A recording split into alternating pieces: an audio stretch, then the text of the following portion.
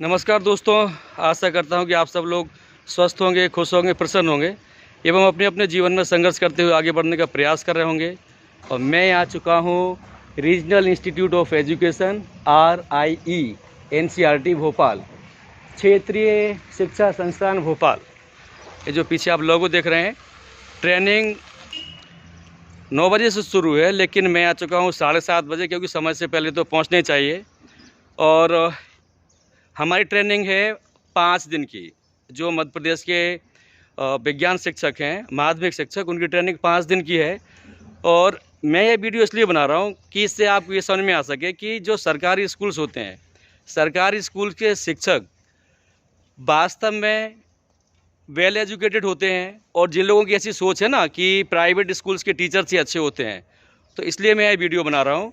और 5 दिन में हमें यह सब सिखाया जाएगा कि जो भी विज्ञान के क्षेत्र में भारत के अलग अलग जगहों पर और पूरी देश और दुनिया में जो भी नए नए काम हो रहे हैं विज्ञान के क्षेत्र में, उन सब से रिलेटेड जानकारियाँ यहाँ हमें मिलेंगी, ऐसी मुझे उम्मीद है। और जो भी ट्रेनिंग में होगा वो भी आपको बताने का मैं प्रयास करूँगा। और गेट के रजिस्टर में एंट्री होने के बाद मैं बढ़ रहा हूँ चिनार गेस्ट हाउस की तरफ। और मैं आ गया हूँ चिनार गेस्ट हाउस, और यहाँ पर होगी हमारी ट्रेनिंग शुरू। और मैं मुख्य रूप से यही बताने के लिए ब्लॉग बना रहा हूँ कि मध्य प्रदेश सरकार भी चाहती है कि मध्य प्रदेश के बच्चे इंडिया में एजुकेशन में नंबर 1 बने, और ना सिर्फ इंडिया में बल्कि पूरी की पूरी दुनिया में। और इसलिए मध्य प्रदेश के जो शासकीय शिक्षक हैं, उन्हें भी अपडेट रखने के लिए विभिन्न प्रकार की ट्रेनिंग सरकार के द्वारा दी जाती हैं। और अभी हम आए हैं विज्ञान के माध्यमिक शिक्षक की जो ट्रेनिंग है उसमें भाग लेने के लिए। और ट्रेनिंग का समय मैंने आपको बता ही दिया है। ट्रेनिंग शुरू होगी 9 बजे से, और अभी बज रहे हैं लगभग 7:30। देखते हैं ट्रेनिंग में क्या क्या होता है। ट्रेनिंग में अगर अनुमति होगी तो फिर मैं ट्रेनिंग के भी कुछ भाग अपने इस ब्लॉग में ज़रूर ऐड करूँगा। और रिसेप्शन पर एंट्री होने के बाद हमें रूम अलॉट कर दिया गया है, और इसमें 2 लोगों के लिए रहने की व्यवस्था है, और खूब अच्छी व्यवस्था है, कहीं कोई दिक्कत नहीं है। कबाड़ भी हैं, और ये टेबल कुर्सी सब लगा हुआ। आपको जो पढ़ना है वो आप पढ़ सकते हैं। और इतने सारे प्रयास मध्य प्रदेश सरकार कर रही है कि जो मध्य प्रदेश के बच्चे हैं वो अच्छी तरह से पढ़ सकें, और जो टीचर्स हैं, टीचर्स को भी किसी भी प्रकार की कोई ट्रेनिंग की कमी ना हो। और मैं भी यही उम्मीद करूंगा कि हम सब शिक्षक मिलकर मध्य प्रदेश को ना सिर्फ इंडिया में बल्कि पूरी दुनिया में एजुकेशन में नंबर 1 बनाएंगे। और इसी के साथ मैं यही प्रयास करूंगा कि आप लोग जहां भी हैं अपने मध्य प्रदेश को आगे बढ़ाते रहिए। और एजुकेशन का मतलब सिर्फ पैसा कमाना नहीं है, एजुकेशन का मतलब चरित्र निर्माण भी है। और जब चरित्र निर्माण होगा तो चरित्र निर्माण हमें जीविका उपार्जन के भी साधन बताएगा ही बताएगा। मेरे रूममेट जो मुझे मिले हैं, असलम सर मिले हैं, अशोकनगर से हैं। और सर ने चाहा था कि हमें धूप मिलती रहे, ऐसा रूम मिले, और किस्मत से हमें ऐसा ही रूम मिला है। और दोस्तों, अब नहा धो के मैं निकल रहा हूँ अपने रूम से ट्रेनिंग सेंटर के लिए। तो यहाँ से थोड़ी दूर पर है, और हम लोगों को नाश्ता मिल गया है। और नाश्ते में पोहा और जलेबी और चाय थी। और अब नहा धोकर सारे के सारे कैंडिडेट्स ट्रेनिंग सेंटर की तरफ निकल रहे हैं, और मैं भी निकलता हूँ। चलिए पहुँचते हैं ट्रेनिंग सेंटर।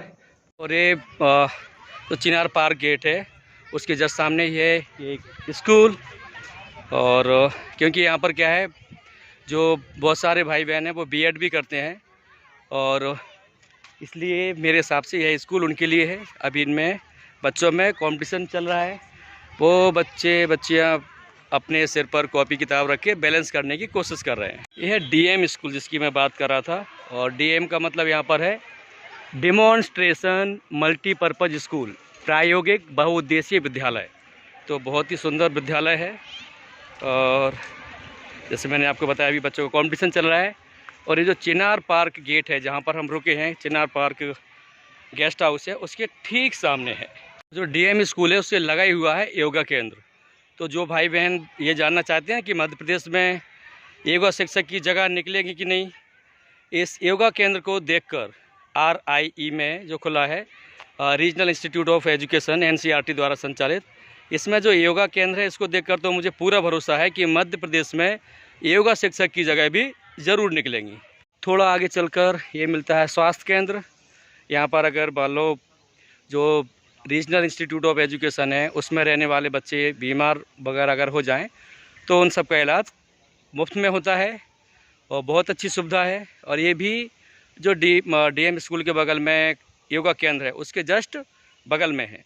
और ये रही हमारी कैंटीन जहाँ पर हमने नाश्ता किया था, चाय पी थी और हर तरफ हरियाली है और जिसको बोलते हैं ना शांति निकेतन जैसा ही माहौल है, हर तरफ हरियाली। ये देखिए, और सारे के सारे ग्राउंड्स हैं ही, lawn tennis, football, basketball, football, race के भी ग्राउंड हैं, हाई जंप, वॉलीबॉल। तो ये सारे के सारे ग्राउंड्स वगैरह भी हैं और कुल मिला के बहुत ही अच्छा लगता है। सामने है हमारा ट्रेनिंग सेंटर। तो ये रहे ग्राउंड्स। वाह! तो यहाँ पर जो मध्य प्रदेश की राजधानी में सबसे अच्छे जो ट्रेनिंग सेंटर्स हैं टीचर्स आदि के, वो मुझे लगता है यहीं पर है। ये है लॉन टेनिस का ग्राउंड और मेरे पीछे आप देखेंगे तो यहाँ पर रनिंग ट्रैक भी है, फुटबॉल ग्राउंड भी है, बास्केटबॉल ग्राउंड भी है और वॉलीबॉल ग्राउंड भी है। तो सारे के सारे ग्राउंड्स हैं और दर्शकों के लिए भी जगह है। और ये आप पीछे देखेंगे, ये है लॉन टेनिस के बगल में खो खो का ग्राउंड और बैठने के लिए भी जगह है और जो रेफरी वगैरह हैं उनके लिए भी जगह है। और वहाँ देखेंगे पीछे जो नीले रंग की बिल्डिंग दिख रही है वो है हमारा ट्रेनिंग सेंटर। ये एक तरह का सेंसर है जहाँ पर जो एंटर होते हैं उनके बारे में पता चल जाता है। ये मेरी फ़ोटो भी खिंच गई अपने आप, ये आप देख लें। और मैं आ गया हूँ अपने ट्रेनिंग सेंटर के अंदर। वाओ, चलो, वेरी गुड।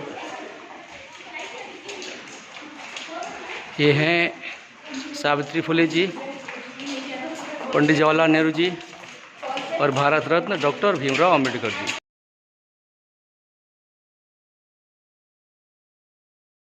आप बोल रहे हो आप जूनियर हो, पर आप इतनी अच्छी बातें कर रहे हो, लगता है आप सीनियर हो, मैं अपडेट नहीं हूँ।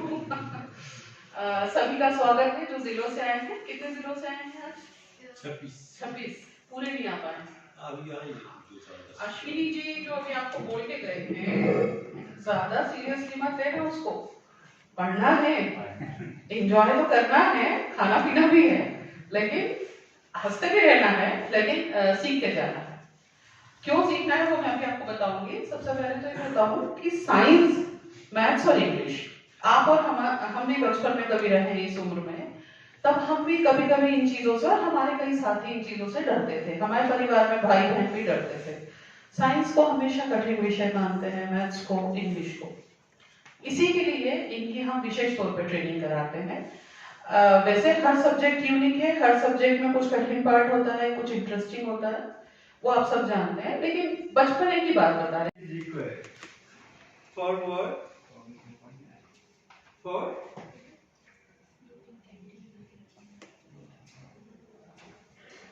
इसे elongated up।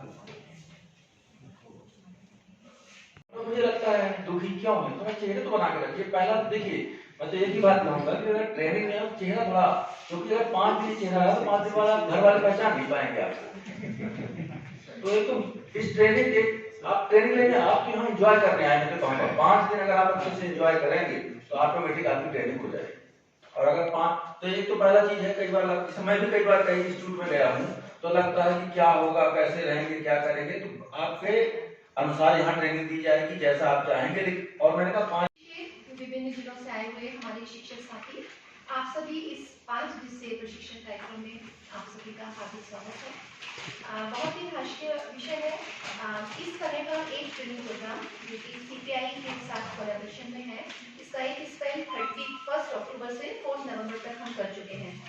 ये हमारा आज एक दूसरा फेज है उसी कार्यक्रम का, जो कि नवनियुक्त हमारे मध्य प्रदेश में शिक्षक हैं उनके ओरिएंटेशन के लिए रिसोर्स पर्सन्स को तैयार करने के संबंध में है।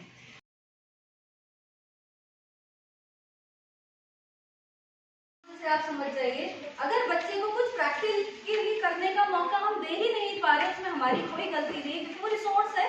जब तक हम उसे लेके नहीं आएंगे बच्चा कैसे सीखे। आप अटल टिंकरिंग लैब ले आइए अपने स्कूल में और देखिए बच्चा कितना कुछ करता है, लेकिन कब, जब आप उसे ताले में बंद ना रखें, उसे बच्चों को दीजिए। इसके पहले जो आए थे उन्होंने कहा हमने तो हम ही ने नहीं देखी, जिन सर के पास चार्ज है वो ताला ही नहीं खोलते कि कुछ गुम जाएगा या कुछ होगा तो हम वापस कैसे करेंगे, नोट यूज कैसे करेंगे। तो this is not a good approach for any of us. अगर हम चाहते हैं शिक्षा सब तक पहुंचे या हम तक भी पहुंचे, हम भी तो लर्निंग स्टेज में ही है। कोई कहेगा कि मेरा सीखना पूरा हो गया, हमारी आखिरी सांस तक हम सीखते हैं, तो वो हमें भी मौका देता है। तो कोशिश कीजिए, अप्लाई करिए अटल टिंकरिंग लैब के लिए। ठीक है, वो 9th 10th के लिए है, लेकिन 6th 7th 8th के लिए भी उसमें बहुत कुछ ऐसा है जिसका आजकल के बच्चे क्या है, खुद करके सीखना चाहते हैं, उन्हें ऐसे किताब वाला नहीं पसंद है।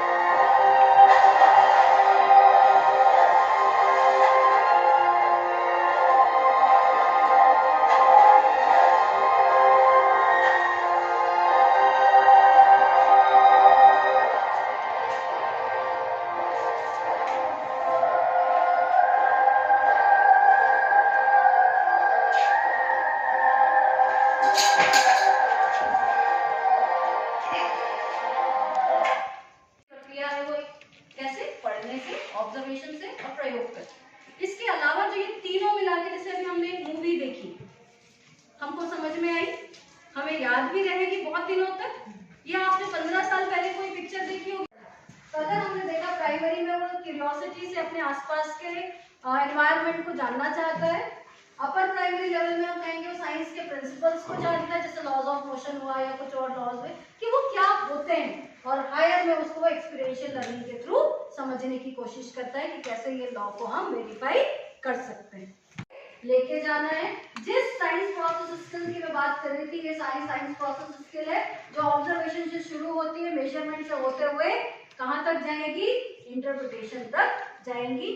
स्किल्स यही रहेंगी में चलता है। अब हम आते हैं, ये तो एक जनरल एनईपी कहता है, उस पर बात की। जो चैप्टर है हमारा वर्क एंड एनर्जी है। अगर आप क्लास 9 का चैप्टर देखेंगे वर्क एंड एनर्जी, बहुत ही सिंपल तरीके से उन्होंने किया है, लेवल बहुत नीचे का रखा हुआ है, कुछ नहीं बताया है। वर्क क्या है, टाइप्स ऑफ वर्क क्या है, कब पॉजिटिव कब नेगेटिव कब जीरो, बस इसके अलावा उसमें कुछ नहीं। इसी वर्क को जब आप क्लास 11th में हैं, फिजिक्स के कितने टीचर्स हैं,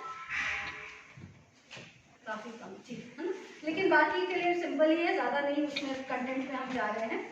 तो जब हम वर्क को अगर क्लास 9 का चैप्टर देखते हैं और क्लास 11 टीचर फिजिक्स भी पढ़ाता है, केमिस्ट्री भी पढ़ाता है, बायो भी पढ़ाता है, ऐसे ही है ना सर, कई जगह ऐसे ही है दोनों सब्जेक्ट में, मतलब बीएससी हम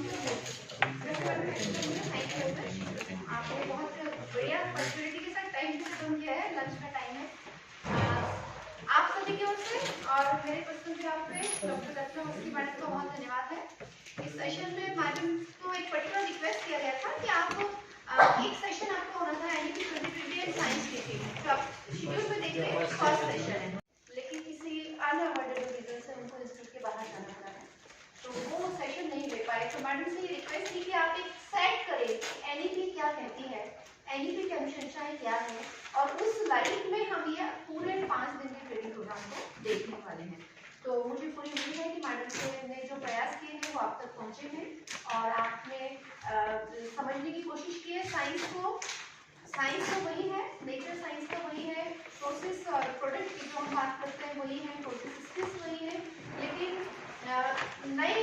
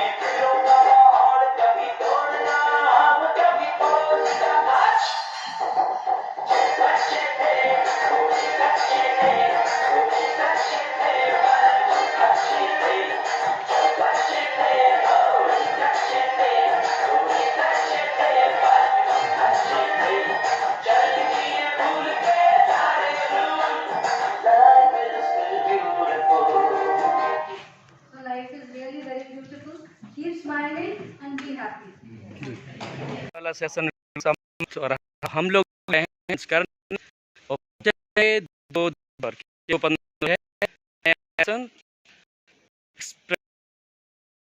केंद्रीय लाइब्रेरी के ठीक पीछे है मंदिर और इसकी सीढ़ियाँ गई हैं। खान सर कहाँ तक गई हैं? बिल्कुल नीचे वन विहार तक इसकी सीढ़ियाँ गई हुई हैं। अभी चूंकि ये लॉक है इसलिए हम लोग दर्शन नहीं कर पाए, यहीं से प्रार्थना कर ली, आगे जब समय लगेगा तो ज़रूर दर्शन करेंगे।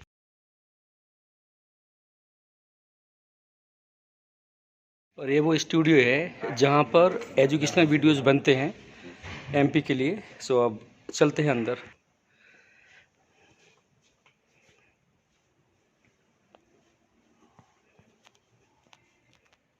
एनसीईआरटी की वीडियोस शूट होती हैं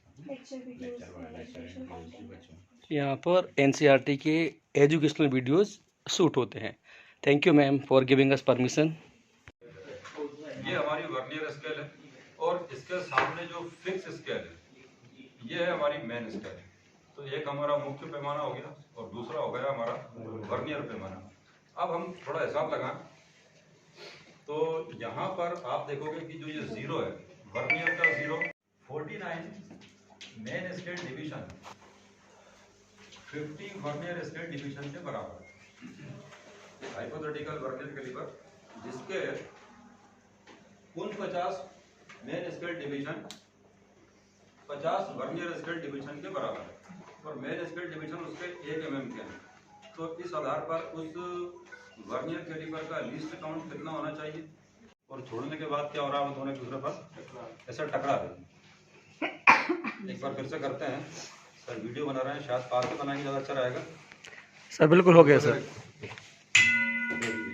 एक बार फिर से बोलने क्रॉस किया। अब यहाँ पर गड़बड़ की कोई बात नहीं।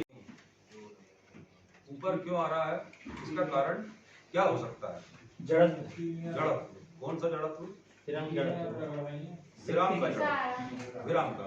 तो इसका अब मैं आपसे फिर से वही सवाल पूछता हूँ कि सिक्का नीचे आया या सिक्का ऊपर आया, आप अपने सवाल को जवाब को अगर संशोधित रखना चाहें तो सिक्का स्थिर, सिक्का ना नीचे गया, सिक्का ना ऊपर गया। हो क्या रहा था, जब मैं अपनी उंगली से इसको ऐसा ठोकता था तो थोड़ी सी माचिस ही नीचे आ जाती थी, लेकिन मैं हाथ से वापस से उसको उसी स्थिति में लेकर आ रहा था। फिर मैंने ठोका, हल्का सा हाथ नीचे गया, फिर मैंने अपने हाथ को मूल अवस्था में लेकर के आ गया, तो अल्टीमेटली नीचे कौन जा रहा है? माचिस। और सिक्का वहीं का वहीं, तो वो अल्टीमेटली बाहर है। या तो आप उसको रख दो करके सब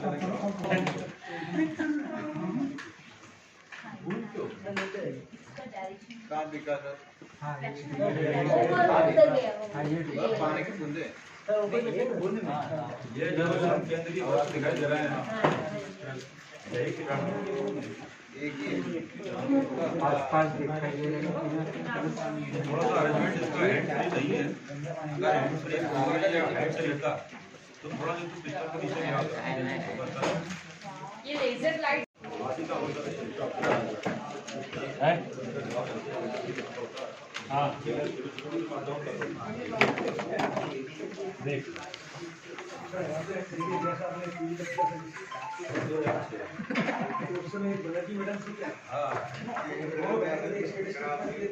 नहीं सर, सभी आएंगे सर।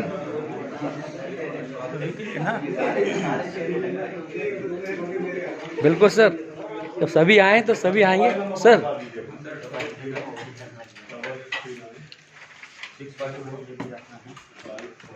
867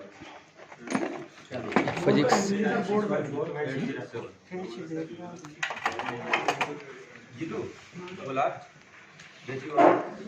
अब सर ये चूंकि समय हो रहा है तो मैं आपको एक चीज दिखाना चाह रहा हूँ। वैसे दिखाने के लिए तो और भी बहुत सारे आइटम है, पर समय का सम्मान करते हुए क्योंकि अगला आदमी सदर है। कौन सा? लाइट चला देना, मैं उसका नाम लिख दूंगा आपको। globelayer.com। इस वेबसाइट पर आप जाएंगे तो आपको कई सारी बनाने के लिए सुविधा मिल जाएंगी, जिसमें से एक है सन डायल। ठीक है, अब आपने करना क्या होगा, वहाँ पर आपको पहले अंदर वो जानकारी मांगेगा लैटिट्यूड की, तो जो भी आपका लोकल लैटिट्यूड है उसको आप डाल दीजिए। लोकल लैटिट्यूड डालने के बाद इस तरह का प्रिंट आउट इसका PDF जनरेट होगा। वो PDF जनरेट करने के बाद उसका प्रिंट आउट आप निकाल लीजिए।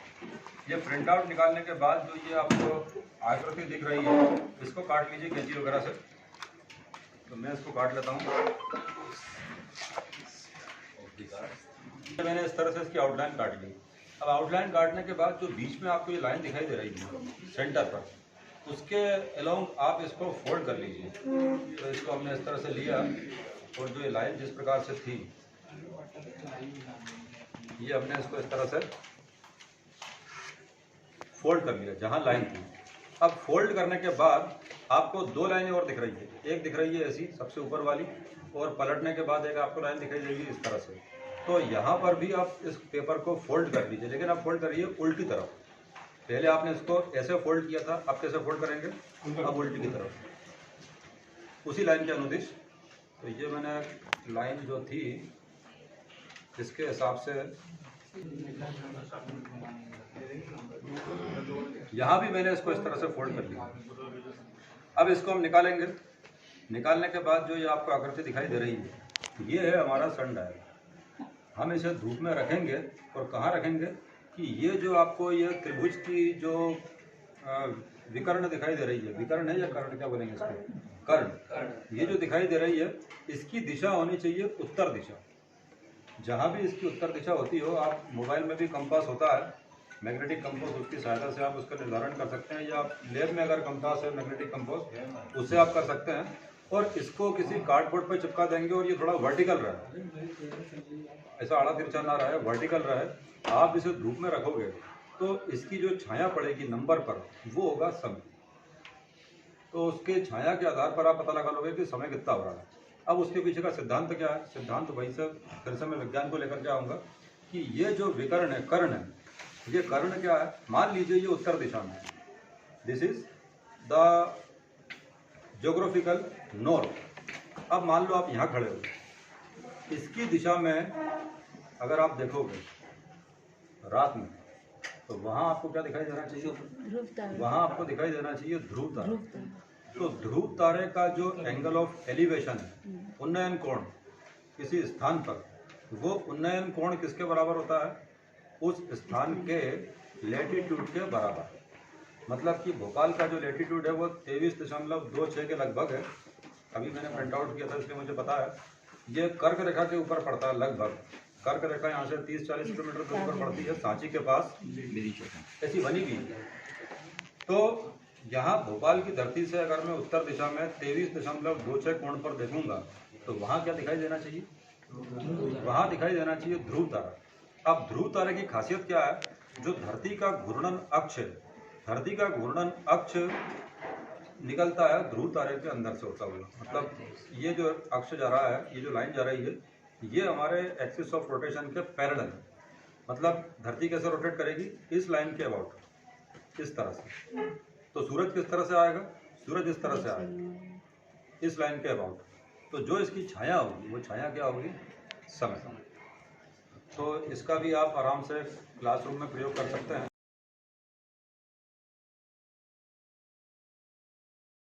ज्यादा क्रियाशील है और एल्यूमिनियम उसकी तुलना में कम क्रियाशील है। तो ये विस्थापन क्रिया ये भी नहीं दिखाएगा। मतलब एल्यूमिनियम में इतनी दम नहीं है कि वो मैग्नीशियम को फोन से हटा दे और खुद बैठ जाए, तो ये भी नहीं करेगा। Fe(SO4) और सिल्वर धातु, आयरन और सिल्वर में कौन ज्यादा क्रियाशील है? आयरन। ऑब्वियसली आयरन ज्यादा क्रियाशील है, तो यहाँ पे सिल्वर उसको नहीं हटा पाएगा। लेकिन फिर हम अंत में देख रहे हैं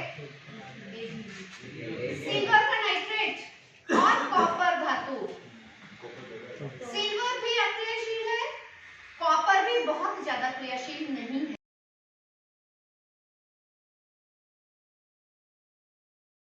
ये फोटो, अरे बिल्कुल सर, रिकॉर्डिंग ऑन। पानी में डुबा दूं क्या? नहीं नहीं, जल जाने दीजिए। जल जाने दो, जल जाने दो।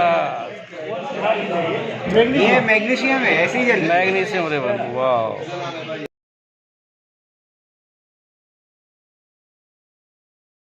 ये छोटे छोटे टुकड़े उनके रेड लिया था तो देखिए ब्लू हो गया। इससे मतलब इसका भात का आंसर किस तरह से खाली होता है, उसका हाइड्रा इफेक्ट किस तरह से होता है, ये हम प्रॉपर्टी बता सकते हैं। दूसरी चीज सर एक बार पॉइंट करके दिखाइए, नौकरी से या कंप्यूटर पकड़ना हमें तो क्या नहीं वो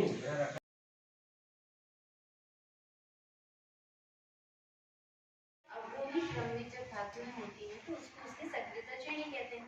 तो जो सबसे कम क्रियाशील धातु है वो सबसे पहले, उसके बाद उससे क्रियाशील, फिर ये उसी से संबंधित है।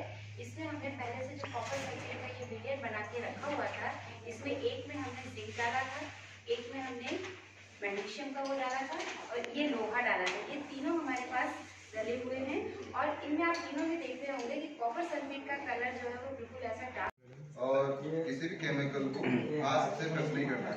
सर लिक्विड क्या लिया सर आपने? हाँ, क्या ये आयरन डाला है, ये इसमें क्या है? Sulphuric acid. ठीक है, अगर ठंडे में अभिक्रिया नहीं होती है तो अपन इसको थोड़ा बहुत हीट कर सकते हैं।